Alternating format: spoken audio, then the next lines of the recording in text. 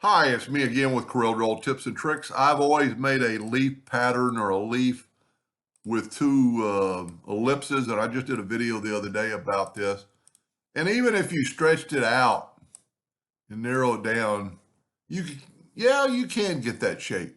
The other way you can do it, and it's probably just as easy, is just take a 2-point line, holding down the control button so it's perfect. Grab the shape tool and select both these nodes and go right here and convert it to a curve. Now, might be the best to maybe add a node. It's always going to add a node in the middle.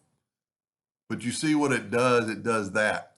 So if we take that node away and well, here's one way we can figure out being in the middle. Let's put that in the center of the page. Well, it's amazing that it was. And then bring in an indexing line and put it in the center of the page. That way you'll kind of get the center with your shape tool and just kind of go on that center and then just bring it out. And you see what I'm doing. Now, Control D to duplicate it. And you could actually move maybe your origin to here and then mirror it.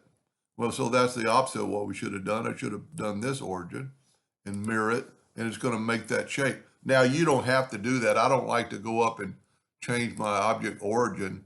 So I keep it in the center. So you can Control D and make a duplicate of that and then mirror it. And then just take that four-sided cross and it'll snap right to that node. And then this way you have a symmetrical shape to do whatever you want to with a leaf. Let's just kind of play around with this. Matter of fact, let's do a left click, right click and take away the fill. Let's make it a little bit smaller.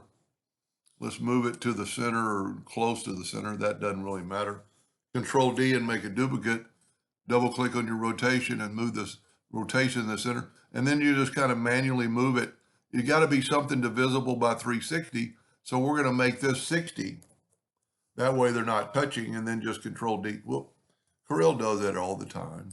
Well, one, I'm not evidently I didn't get in the center. Control D and make a duplicate. Click on your rotation to get to see, it's doing the center of the page, and I want it right there on that node.